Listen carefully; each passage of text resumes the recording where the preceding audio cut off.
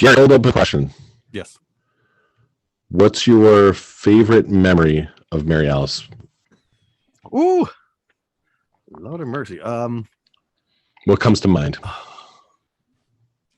Man, I think it was the time we were all in my van running away from was it Munley? No, what the heck was his name? Murphy. No. Oh my God, what was his name? Muskie. Yeah. When we were driving around trying to, and I think that was when I sideswiped yeah, you were with us when I sideswiped the van door. Was Brian there? I don't think Brian was there. No, But yeah. That's a memory forever etched in my brain. Dan Fulton was with us because he likes to talk about that memory. Oh, that's right. Yeah, Dan. Yep. That was a good one. I didn't hear it because my internet connection went out. Oh, jeez. So I'll have to listen to the show. You will. You'll have to watch the playback. That's it. That's what you're gonna do now.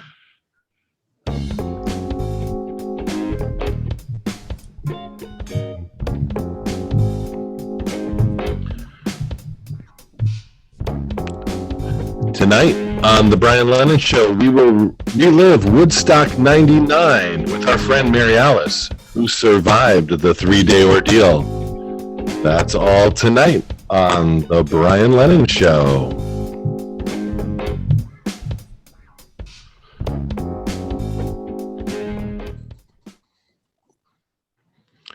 All right, so welcome into a special episode of the Brian Lennon Show. We have a very special guest with us tonight, Gary. Yes, we do. So our guest is Mary Alice. She is an elementary school teacher. She's one of our oldest and dearest friends. And she also happened to attend Woodstock 99 in Rome, New York. Mm-hmm. Now, on August 3rd, 2022, Netflix premiered a 3-part documentary titled Trainwreck, Woodstock 99. And it had interviews with concert goers, artists who performed at the festival, as well as the promoter of Woodstock, Michael Lang, and John Shear. And while watching it, my wife noticed, I think she may have commented on Facebook, and Mary Alice acknowledged and admitted that she was in attendance for this notorious event. Uh-huh. And over the last 2 weeks or so, a Facebook firestorm has erupted over Mary Alice and on her Facebook page. And she has agreed finally to join us tonight on the podcast to give us all the details. So welcome, Mary Alice. Welcome. Thank you. So it's a pleasure to have you here on the show tonight. Very excited. So first, we are excited to have you. Now, the first question or comment, I guess, is when I tell people that you were at Woodstock, is that you are probably the last person anyone would expect to be at Woodstock. I know. What the heck? Well, you know, it's funny is when when he said something to me about it, I was like, then he was like, oh, the documentary. I was like, oh, she watching the documentary. He's like, no, she was there. I'm like, what? He's like, yeah. And then he sent the picture. I'm like, oh, she was there. I was like, oh, so I actually, Monday being sick, I sat home and watched all 3 parts of it and was like, oh my God, Mary Alice was there. I was like, oh my God. Did you forget that I used to be fun? You guys, I was fun. I used to be a lot of fun. Now, so Mary Alice, what I want to know is, tell us about the circumstances that led you to go to Woodstock 99. So at this point, have you graduated college? I did graduate college. Okay. I believe so. It was in the summer, right, of 99? Right. Yes. It was like the end of July. Okay. So I had graduated. A lot of our friends hadn't graduated yet, but I did graduate on time in the 4 years from Marywood. And Bill and I, so I had been substituting already and hoping to get a job, but I hadn't landed a job yet. And I was working at American Eagle with some friends. And a friend from college and a friend who worked at American Eagle decided they were going to Woodstock. And I love music. So I was like, I'm going to Woodstock too. But my dad and my mom, and they That were was like, the other question is, did your parents know where you were going or if you were there? well, I already admitted to my daughter that I didn't lie to my parents because I'm not a good liar. So I told my mom and dad that I was going camping. Which is not a lie. Exactly. Which is not a lie. No. Because you did probably bring a tent. We we did camp there. There was camping involved. So, Exactly. I told them that I was going camping, and we were going camping for a few days, which was not a lie. So, but then after the entire ordeal, I had to tell my parents the truth because in fact, my dad, first I said, could I go to Woodstock? And my dad said, absolutely not. Like, my dad, the sergeant, he was like, no. So then I waited a few weeks and I said, I think I'm going to go camping with some friends. And he was like, okay, fine. But then after the fact, I had to tell them where I was because because I was really, when I got home, I was scared. And I had to tell them where I had been and like what had happened and everything. Okay, so it's you and two friends that go up to Rome, New York. Right. Which it's about a 3-hour, I Google mapped it, so it's about a 3-hour car ride. Right. With our AAA TripTik. Oh, you had the TripTik. Perfect. Now, people under a certain age won't know what we're talking about. They don't know what a TripTik is. Nope. So explain what a tick trip is from it was like AAA. You go to AAA and you say, I'm going to, wherever, and then somebody maps out the whole trip for you on these giant maps. And then you have to, the passenger has to actually read the map for you while you're driving. And so that's what we did.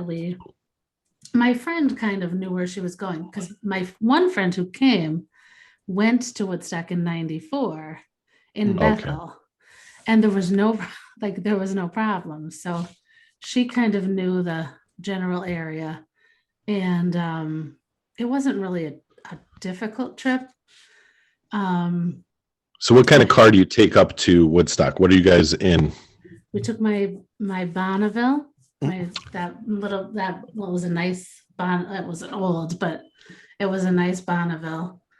And we listened to all the music on the way. CDs or cassette tapes? We made a cassette tape for the ride. Okay. Yeah, we had a cassette tape with all the music of the people who were playing at Woodstock and listened to it on the way. And we were just so excited. We were fired up for the ride. We had, and there was just such a mix of different music. We were looking forward to seeing, because at American Eagle, they played a lot of the music of Fatboy Slim. So we were kind of looking forward to seeing him. Sheryl Crow, Kid Rock, Jewel, Korn, the Red Hot Chili Peppers. There were just a lot of, and then there was a lot of music that was on the B stage, they called it, or the lesser stage, I forget.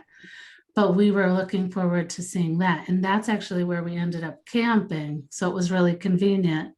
We got to hear that. And as the music would come, if it wasn't something we liked, we'd go back to our tent. If it was something we liked, we'd go over, and there weren't always a lot of people there. So it was nice. We heard everything that was there.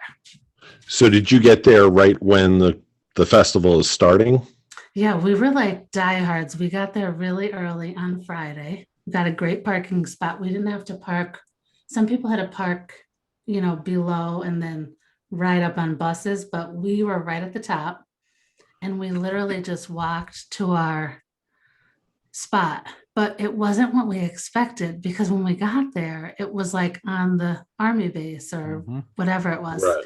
We weren't expecting that. And it was so, I remember thinking like, this is so hot. Like I thought it was going to be like a field. Pasture, right? Yeah.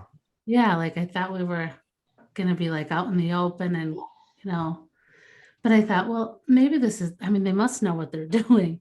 But I felt like when we got there, we had a case of water. They wouldn't let us take it in. So that is true. They wouldn't let you take any. No. And I was thinking like, this is what we planned on drinking for the weekend. And we didn't have a lot of money. We worked at American Eagle. So, I mean, how much money were we making there? So I just called my friend to say like, do you know how much money we had? Because it was 1999. We made like $7 an hour if we were lucky. I think we probably had like $150, if that. And they took our water. And then I remember one of the other girls and I went in on like some kind of beer that we were going to drink, thinking, okay, we'll have this. And we brought some food and they took all of that and we weren't allowed to take anything in. So I remember we thought, okay, we'll be okay because we do have some money. I mean, some people didn't really have anything and I felt really bad for them. They really had nothing. The first day, we were like, okay, let's be positive. We're going to have a good day. But I still had like a weird feeling. I thought.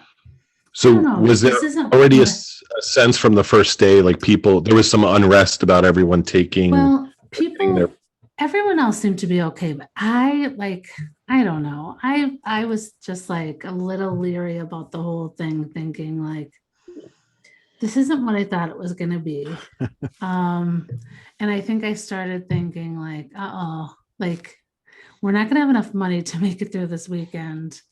And literally the tents were on top of each other. So I thought there were going to be like areas, like I was here, you guys were like 10, 12 feet away.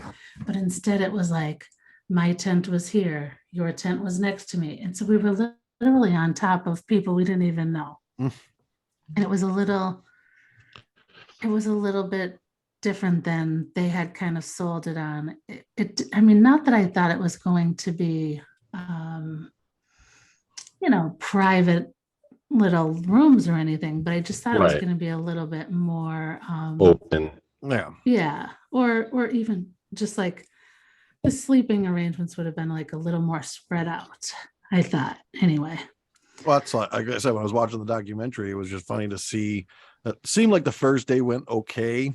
Yeah, I mean, it was still a little crazy, but then they show the next day and it was just garbage everywhere. People just laying, didn't look like they made it back to their tents. They were just laying in the middle of something. Yeah. And then that was a lot of complaint was the asphalt. It was so hot because it was so hot those couple days. Right. And I remember the first day, like the water was like, I mean, at the time you could buy a water for like 75 cents or 50 cents. So I think the water there was like $1 the first day. And I remember thinking, well, okay, they're going to, do this, whatever. I thought it was kind of crappy since they took our water to do that, but whatever. But I remember spending, because it was so hot and ridiculous there, I remember I spent $16 on water the first day because that's how hot it was. And we were there so early in the day. And I used, we couldn't really get to like the area to like clean yourself up because there were so many people there. So I remember like washing my hands and stuff and brushing my teeth with a bottle of water.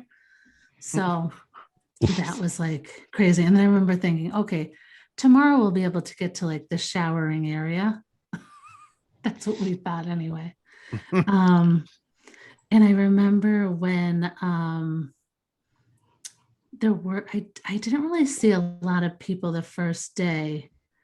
There were like a lot of people who didn't have clothes on. I remember that. Men and women? Men and women. And that was when men wore like big baggy clothes. So people were either wearing big giant baggy clothes Or or they weren't nothing. wearing any clothes. So it was kind of weird. And then there were like a lot of women who were wearing like big baggy pants, but no tops too. It was interesting. And then I remember thinking when Korn went on, it was like scary. I was a little scared. And that was And- toward the end of the first night. That was towards the end of the first night. And that's when I said to my friends, like, I think I might call Bill to come and get me. And they were like, no, don't be so silly. Like, it was just, people were just drunk and like high. Don't be so silly. It's just the end of the first night. Just go to bed. Everything will be fine in the morning. And I was like, And then people were, I remember feeling really bad that people were booing Bush because I liked the band. And I was like, they were booing Bush. That's so mean. And they thought I was crazy. And I remember thinking, they're never going to speak to me again. It's so funny that they're even still my friends. But I went to bed that night thinking like, okay, if this didn't get better, I'm calling Bill and he's going to come for me. Now, how close were you to the stage, like for Korn and Bush?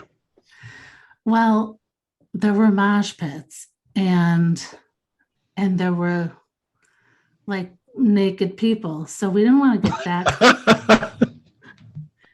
We didn't want to get that close. So we were back a little bit. And then when it started to get kind of like more wild, we backed up a little bit. And then there were some people that said, hey, come over here by the fence. There's nobody over here. So we moved kind of to the, like if you're looking at the stage on the left, back a little bit. Okay. And if you could see that picture of me, it was like as if I smelled at that point, but I didn't. Yeah. I did notice there's no one near you. No. And then in the back, they're all packed in like sardines, but you have this like circle, this It was concentric circle around you. That's like around me. I don't know. It's like, stay away from me. I don't know. maybe it's the sock that you're wearing on your arm. Well, you know what? I kept getting a sunburn here. And so I'm like, what am I supposed to do? So I took my sock and put it on my arm. That's the story behind the sock. I thought, what can I do? I had no, like, the sunscreen was back at the tent. And I kept saying to people, do you have sunscreen? Do you have sunscreen? And people were out of their mind.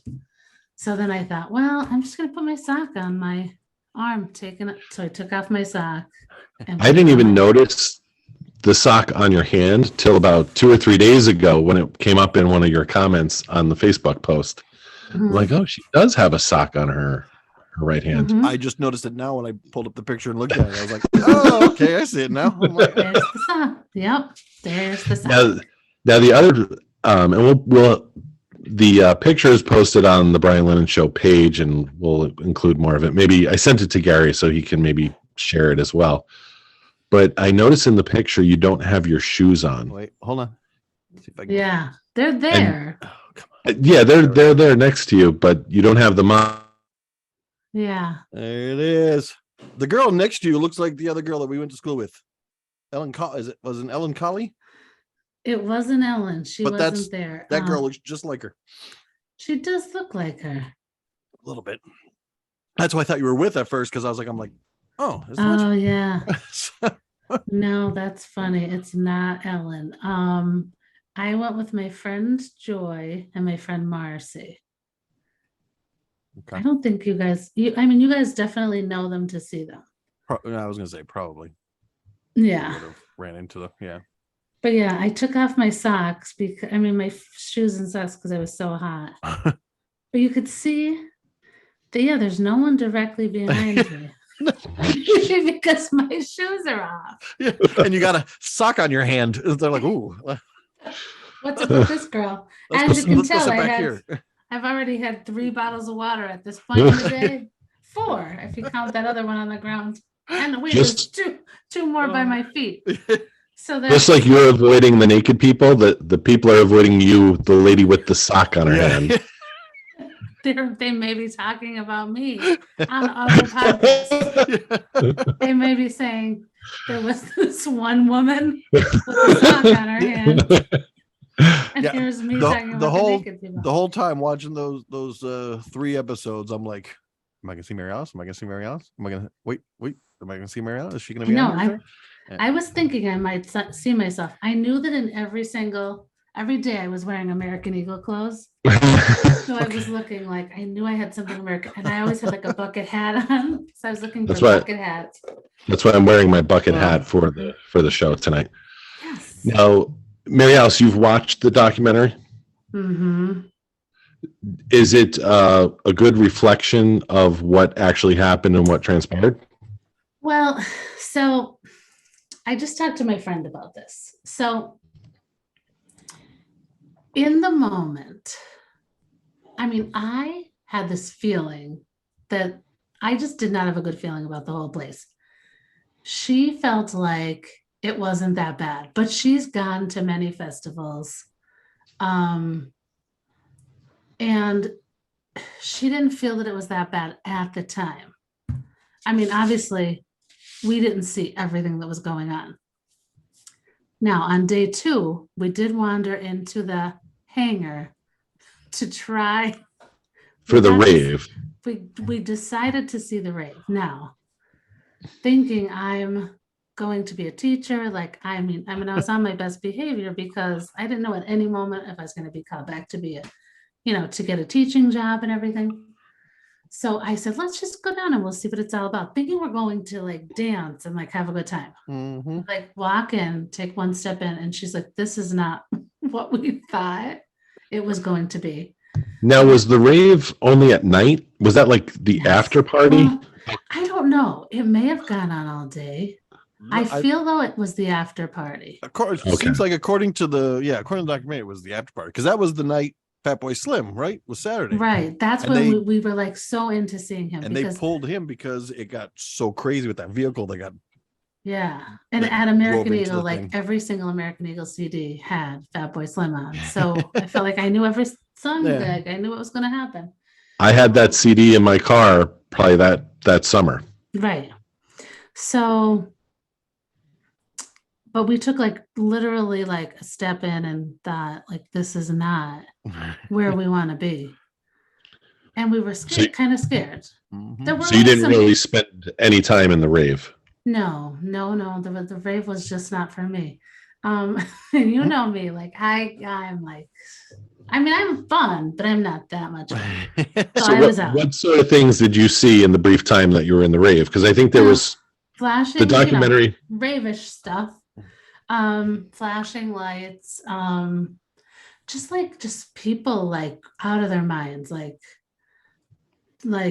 definitely like just smashed, Mhm. drunk, falling over, just like way like, and no one concerned about them. Now there were people who were concerned. In fact, the people who camped next to us were very kind and concerned about us. In fact, I'll tell you a little more about them later, but there were good people there, but I felt like there were a lot of not good people there. Now, one other thing is that the documentary makes clear is there was basically no security. Right. For the I really event. didn't. I don't think I saw security the first day, but then I don't really think I definitely didn't see security past day 2. I don't think I saw much on day 2. I think when people were annoyed with the whole bathroom situation, I think the security just left, or I don't know, like just moved into the crowd. I don't know what they did, but I remember them being like young people and thinking Mhm. what could they even do? What Right. could these people even do to like stop anything? Like Mhm. they didn't Now, have did weapons, and there were only like 2 of them together at a time, and it was like a huge mob mentality everywhere, and there were That- like clusters of people that had like thought like the same thought process. And that's what my friend Joy said. She said like the whole Limp Bizkit thing, like Mm. that was like his crowd, and they were all like him, and like he had complete control over them. And if only he like, and I knew it was, I knew that it was bad there. Could you hear me? Oh, he goes out every once in a while. I can Oh, hear you. okay. Okay. I felt like he could He have tunes out. controlled them. Mm-hmm. I knew that he was kind of like losing, like, I knew that the people backstage, the promoters, like, I could see that everyone was upset with whatever he was doing. Mm-hmm. And the crowd was like just crazy. I could see they were trying to like knock things down, and he was just like loving it. Oh yeah, that's when they And- started tearing apart that thing, and he didn't care. And then, like they said, No. they actually pulled him early. He was supposed to play a little bit longer, and they were like, "Nope, get him off stage. He's done." Right. And even interview him in the back, he was like, not my He was fault. like, yeah, and he was like, that was awesome. Yeah. Like that was great. So that's toward the end of the second night when Mhm, Limp that- Bizkit's on. Yeah. That was towards the end of the second night. So And a lot so you of, kind of felt a change of the atmosphere Yeah. while Limp Bizkit's on stage. I felt like day two, I call that like the dirty and smelly day. It was dirty, smelly, stinky. A lot of people were passing out because it was so hot. In Mhm. fact, our friend went for a walk. She went to like, she said she was going to go try to find somewhere to like get a shower, clean up, whatever. And then she didn't come back. So we thought she was lost. And we ended up checking all of the first aid tents because we thought like, did she pass out? Did Yeah. something happen to her? Disoriented. Because it was that hot and gross and disgusting there. And just being like out on like the tarmac or whatever, it was just, the heat was just so much.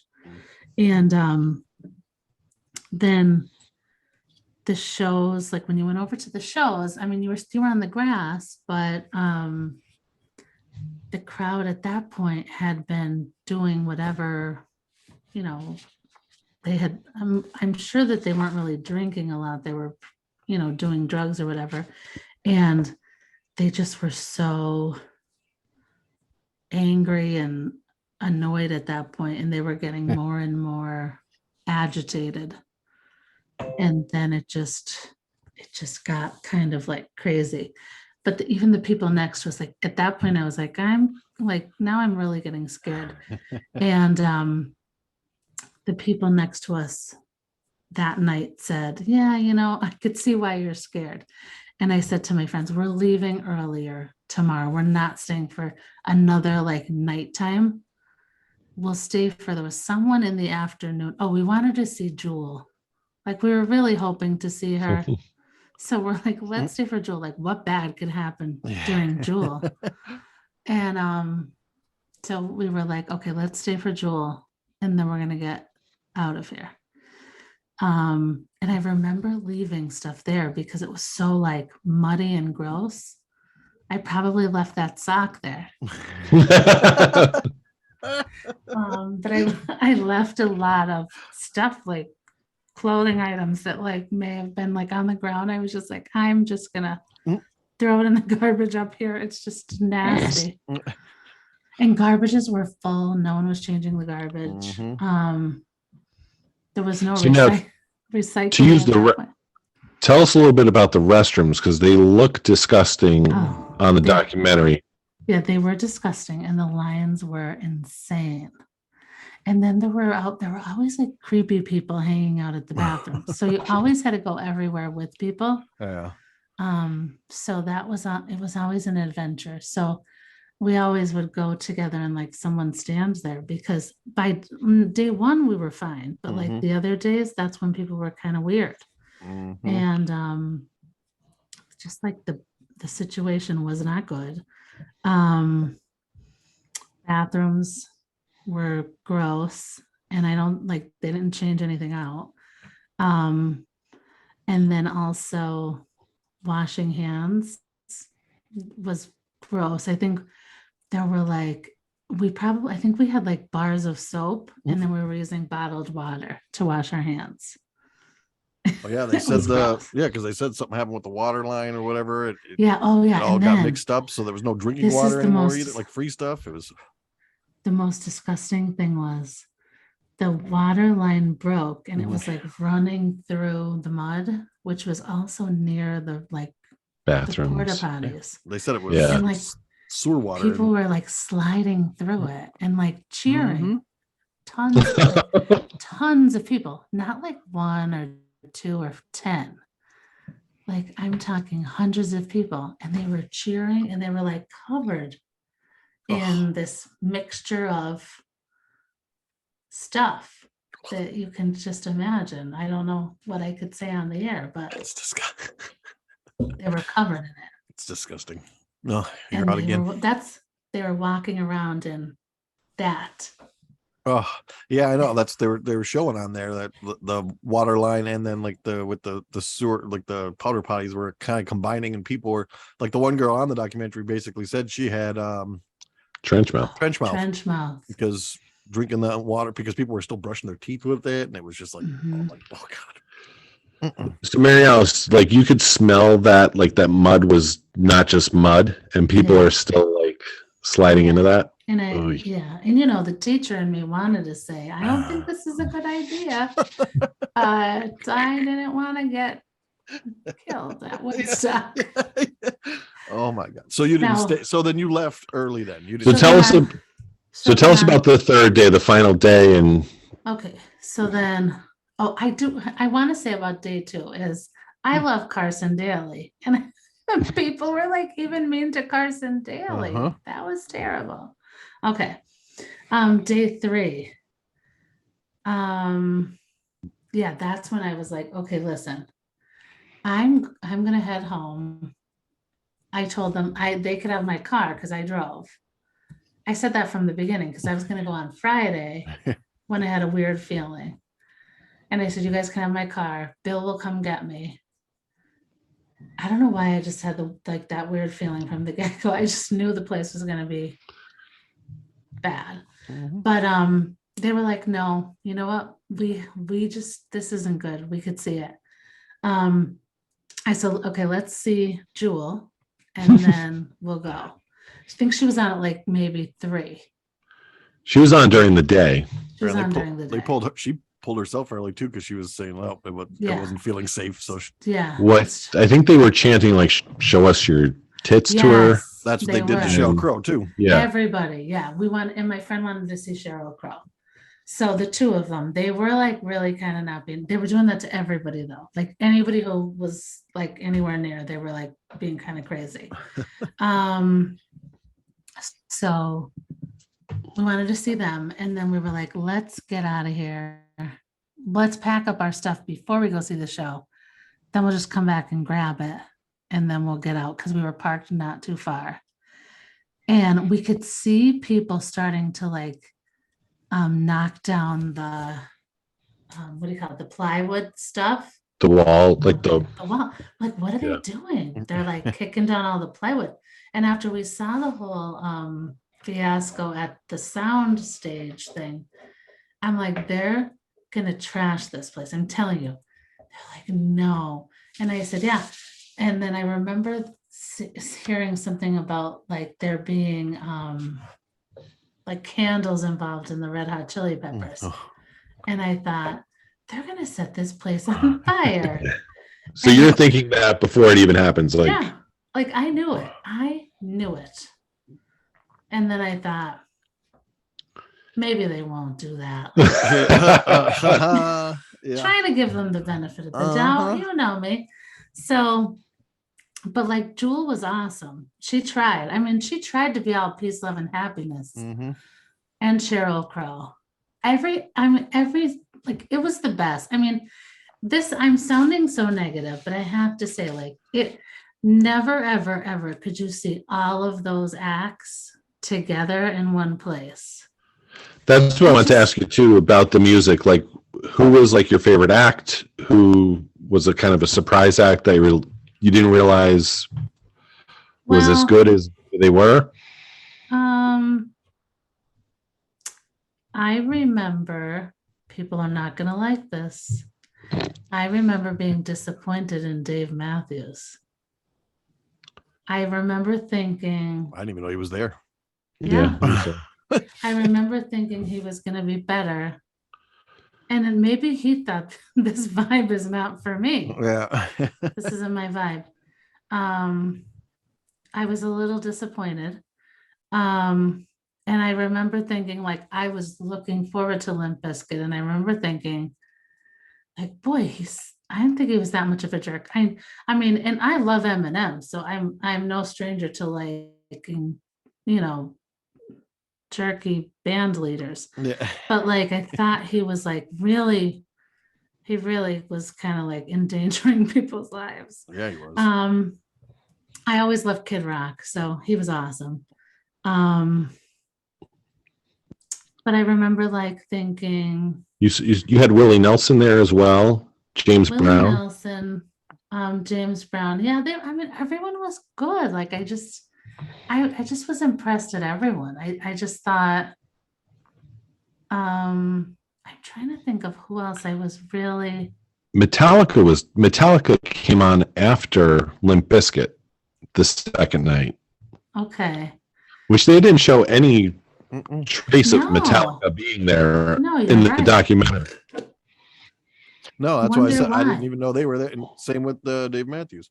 It was funny even when I was watching that, and even the one guy even said, because after they were talking about the bands, then it went to, I was thinking to myself, I'm like, well, that's not gonna be good. I'm like, you're Korn and Limp Bizkit and Kid Mhm. Rock. You got all these high wired. Who Yeah. wasn't who was the other one there too? Wasn't System of a Down there or something? Or no, who was the another heavy band too was there? And then that's when the guy came on the documentary. Rage Against the Machine. Rage I Against Oh, think. Machine, Rage Against the that's who it Machine. was. Yeah. And the guy came on and he goes, I don't think they know who these bands are, and they got these all going to the same like he's like, Yeah. this is just trouble right off the bat. Yeah. That's I was thinking the same thing before that guy even came on and said it. I was like, oh, that's not gonna be good. Maybe I think like I remember thinking Bush was really good.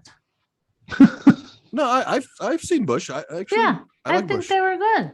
I Yeah. wasn't expecting them to be as good as they were. They had a hard. I mean, they had to They go had on a hard after act to Korn. follow. So yeah, they had to go on after Korn. So after they Yeah. already had all the crowd riled up, and then he gets on there and he's singing his songs. Like people soft yeah. ballad. Yeah. People are like, oh. Korn was insane. Mm-hmm.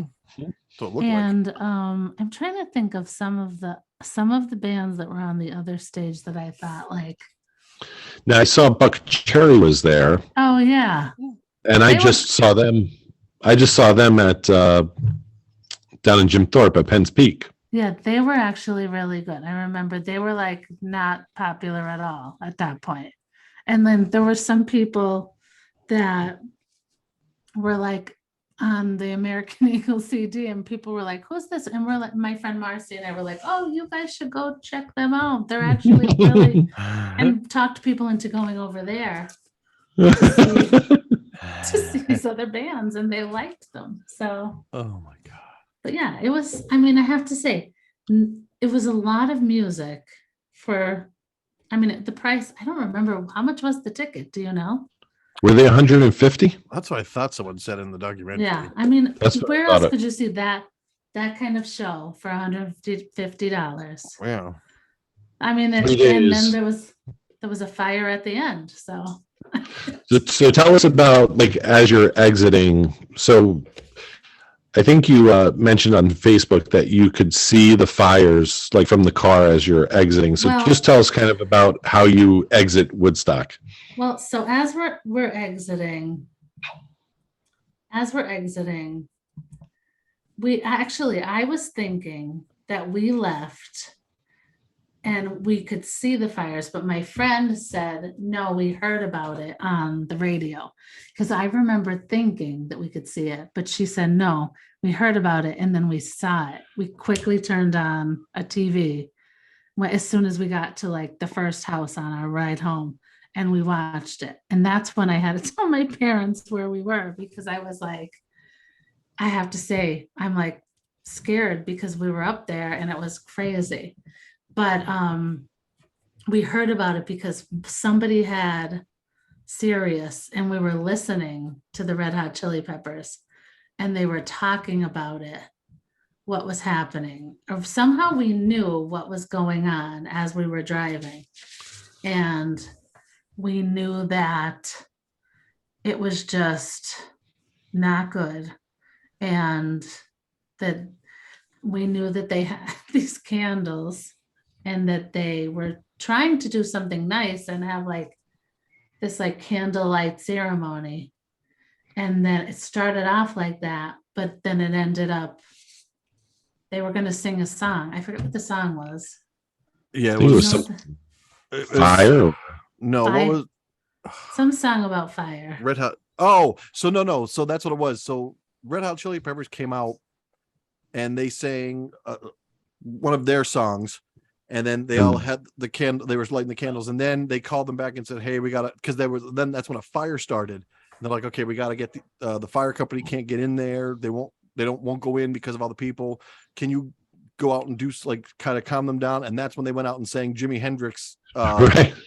And they started singing that Oh. song instead. So they didn't really listen to Okay. what they said. So yeah, then they started singing that one. And went crazy. Okay.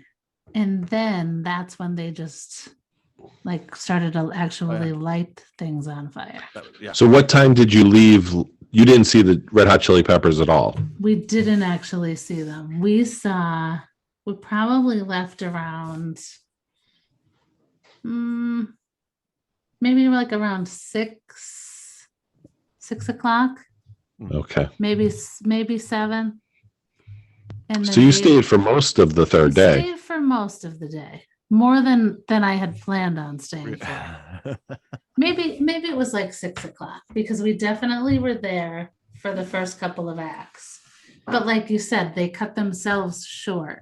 They weren't on for as long as they had planned to be on. And then I remember there being like breaks in between. Usually like the band would go on and there would be like a short break and then the next band would come on pretty close after. But because people were leaving the stage, like Sheryl Crow was upset and left a little early. Jewel was upset and left a little. There was like a bigger little break. There was a bigger break in between, and then they were like getting rowdier in between. And that probably also led to some of the issues. So I pulled up the list. Okay. And I didn't even realize half these bands were on there. Okay. But Spitfire, Okay. Oleander, the Umbilical Brothers, Moe, Lit, Buck Cherry, The Roots, Insane Clown Posse. Oh yeah, Insane Clown Posse. We saw them. Parliament And Funkadelic. The Roots. Parliament Funkadelic. Okay. James Brown, G Love and Special Sauce, Jamiroquai. Live. I didn't know they were there. Sheryl Crow, DMX, The Offspring, Korn, Bush, Guster, Bruce Hornsby, Everclear, Ice Cube, Los Lobos, Mickey Hart, The Chemical Brothers, Tragical Hip, Kid Rock, Wyclef. He was one that they did show on the documentary. Counting Crows, Dave Matthews, Alanis Morissette, Limp Bizkit, Rage Against the Machine, Metallica, Mike Ness, Our Lady of Peace, Rusted Root, Seven Dust, Collective Soul, Godsmack, Megadeth, Willie Nelson, Brian Seltzer Orchestra, Everlast, Elvis Costello, Jewel, Creed, and Red Hot Chili Peppers. So like that's a lot of bands for $150. I didn't realize. And that's Don't you guys wish you came with me now? maybe a little bit. I wish I'd known about it. I would have taken you. I was trying to But figure I mean- out where we were in '99. I think I was in State College still. By that time, I was down in Virginia working for the newspaper. I had just started in May. So, we were maybe like out, not mature, but we were maturing. Yeah. Actually, I might have been home at that time because usually during the summertime we'd come home from State College, so I might have been actually at home.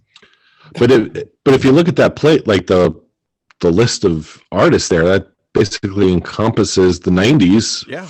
There's a lot of huge 90s acts. Yep.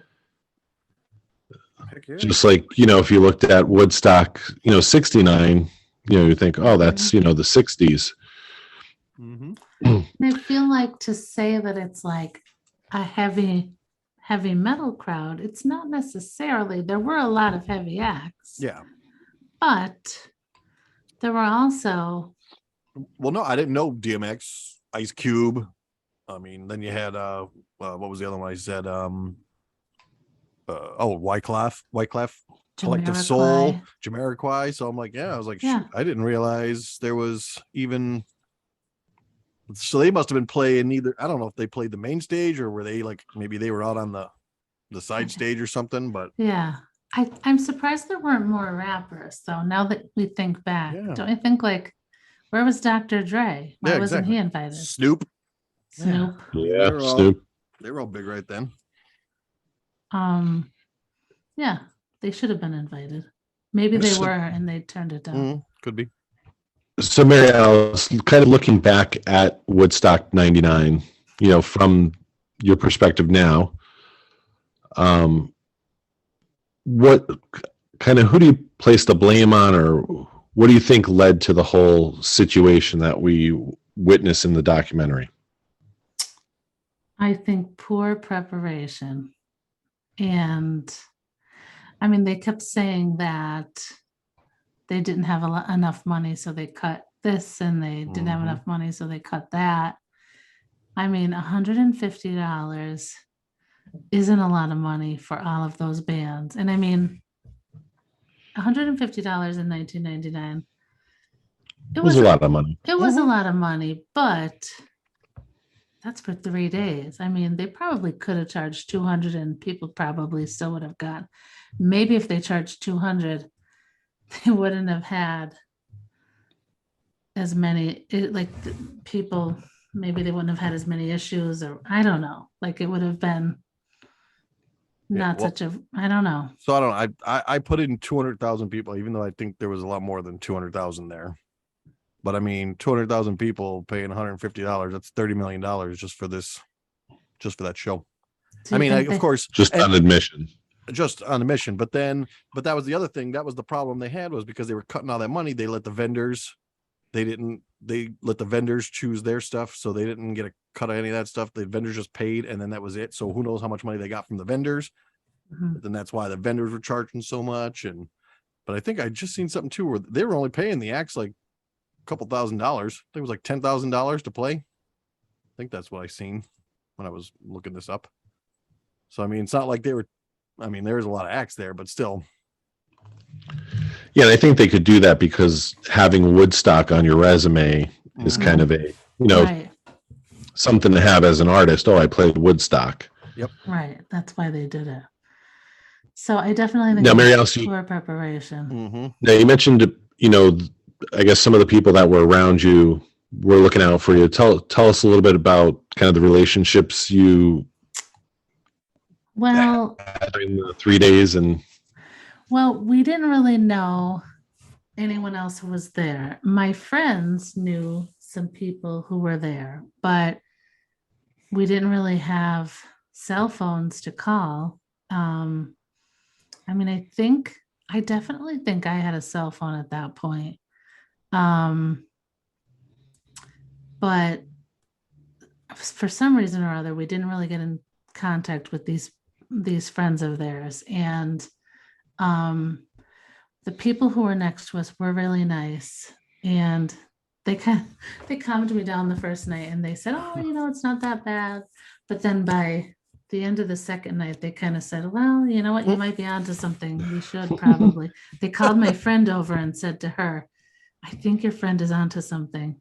We're going to pack up early too and head back. So then she came over and said, I think we should pack up and probably head back because our friends are heading back. Yeah. So we kind of didn't want to be there without them because they kind of were keeping an eye on us. And there were people just, there were people kind of wandering around and I don't know, I'm sure that they were stealing things, but I'm sure. we were lucky. We didn't have any of that near us, but I'm sure that it happened. And we met, at the shows kind of, there were like wilder people in the front, mosh pits, whatnot. But then there were a lot of people just enjoying the music that stepped back a little ways. And we had a nice time with every night. We met people, and I think people kind of like flocked to the same area because it seemed like every night around the same area would be the same people. So we kind of met people there, and everybody was, there were a lot of nice people, and the music was great. So it was a good time. I mean, would I go again? I'm not sure. Would I let my daughter go? No, definitely not. She said that to me. She's like, what would you say if I wanted to go? And I'm like, I probably would say no, unless she went with like a big group of people.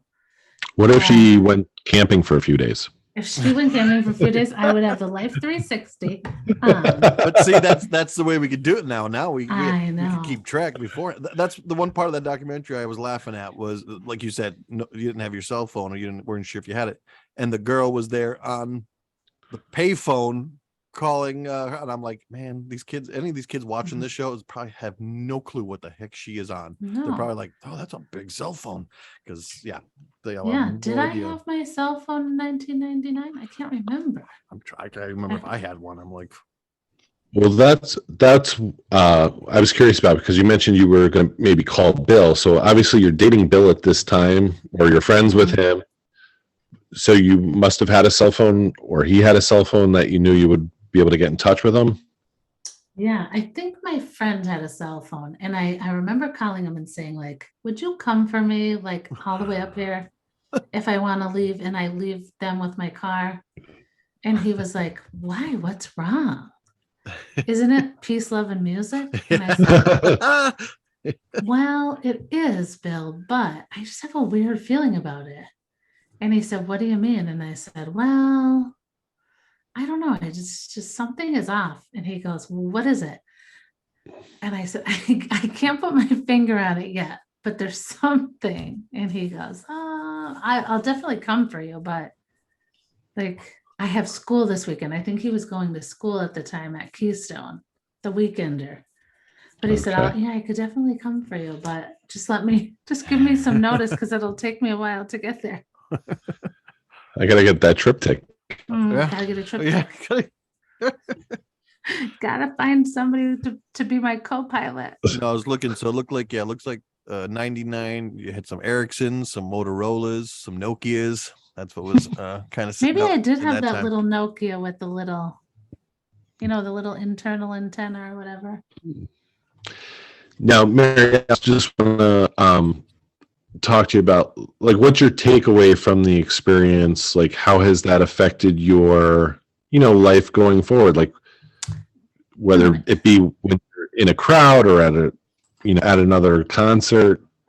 Like, well, it's funny you should ask that. How did Woodstock impact you? It's funny that you should ask that, because I thought you might ask me this. I felt as though I led a sheltered life. I know you two will be shocked by that statement, but I felt like I led quite a sheltered life up until that point. And it was just such an eye-opening experience. And I think it was kind of like the first time in my life that I realized that sometimes people just do like terrible things for no apparent reason. Mm-hmm. And I think it was just such an eye-opening experience for me, because I thought, like, there's always, I mean, I guess though you could argue that they did have a reason. It's just like, why would you trash something completely like that? But it was the first time that I encountered such a situation in my life, because, I kind of just I kind of always had, I don't know, things. I never had something like that happen. And I just was shocked that people can behave like that. Mm-hmm. And I mean, it was kind of good for me to experience it because I survived it, I guess. I mean, nothing horrible happened to me, and I do feel terrible for people that had stuff happen to them. I mean, I didn't see anything or encounter anything, or I surely would have done something. And I think too, like that, things like this would never fly in today's world. Like you could never behave in that kind of way today. And I mean, I'm happy about that because I have a daughter. I mean, I'm sure at festivals things do happen, but there are many, many more people who would not allow that and who would speak up. And I'm glad that we live in a world now where there are many more people who wouldn't allow that. And it makes you more hopeful for, things to come, like just that raising children in today's world that, we've lived and learned, and our generation isn't gonna let our children behave like that. So it was interesting. I experienced it. I survived. And you survived it. And I can't believe that people don't believe that I was there, but I was.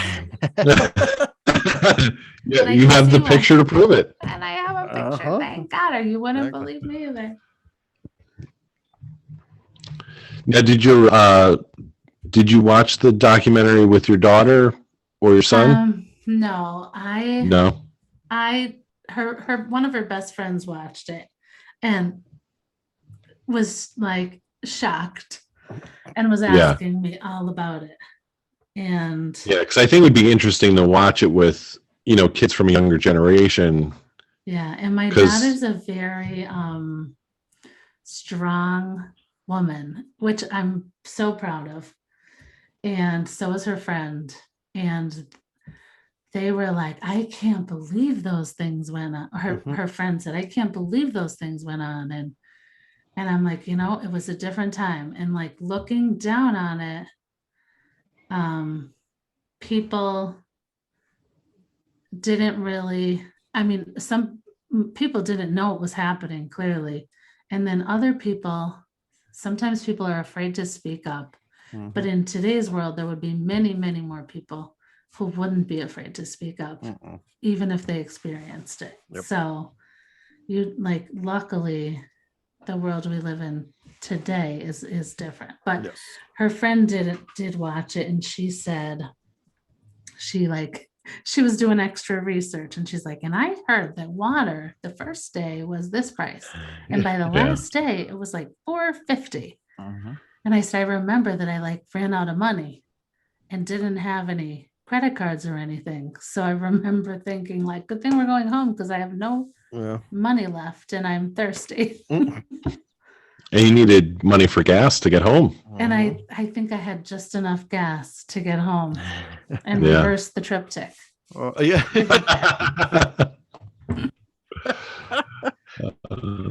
the reverse. Love the tick trip. Love it. Exactly. Fantastic. All right. Well, thank you very much, Mary Alice, for this was so much sharing. fun. Yeah. See, there was nothing to be nervous about. Yeah. No, I was scared. I thought it was going to be a lot scarier. Well, he's gone again. Yeah. He's got what crappy. Is it? The internet or the headphones? He's got crappy internet. We're talking.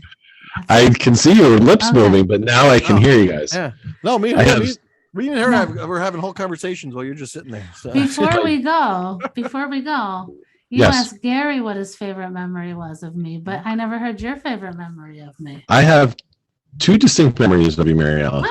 Three. Okay. Three. The first one was my first day of school at Bishop O'Hara. Oh, I remember this. I was the new student from Florida. You were sitting in front of me in homeroom, and you were the first person who turned around and introduced yourself and said hello.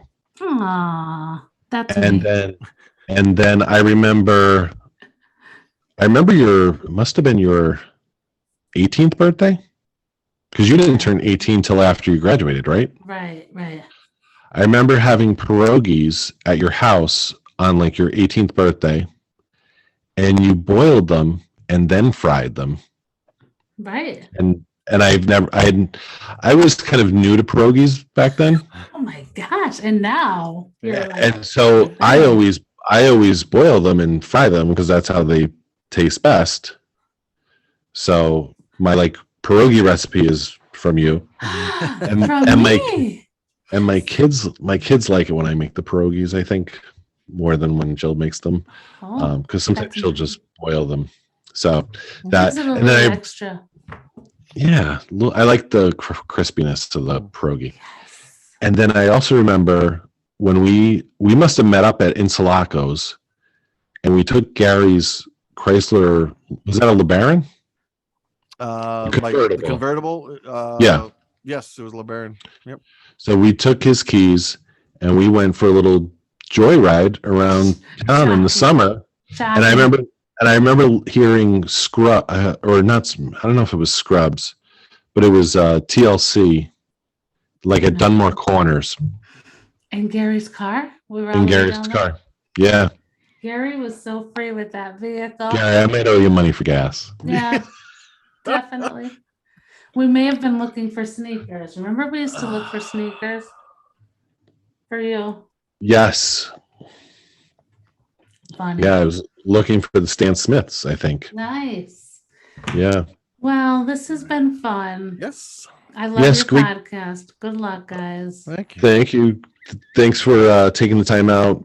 It was All nice right. catching up with you. We'll have to have you on because I want to talk to you about some other topics, including like schools and teachers and Okay. stuff, maybe at a later Sure. date. And you have your first day of class tomorrow. Tomorrow. So good luck on the new Yeah. school year. Thank you. I know you're fired up about your class this year, I'm excited. and they seem to be fired up about They're excited. you as well. Very excited. All right. Have a good night. You too. Thank Good night, you. Mary Alice. Good night. Bye. Bye. All right, that's going to end this episode of the Brian Lennon podcast. Again, special thank you to our guest tonight, Mary Alice, sharing her experience at Woodstock 99. And as always, the best co-host and producer, Gary McDaniel, on the control board. Peace out. And have a good night. We will see you next week with another special guest.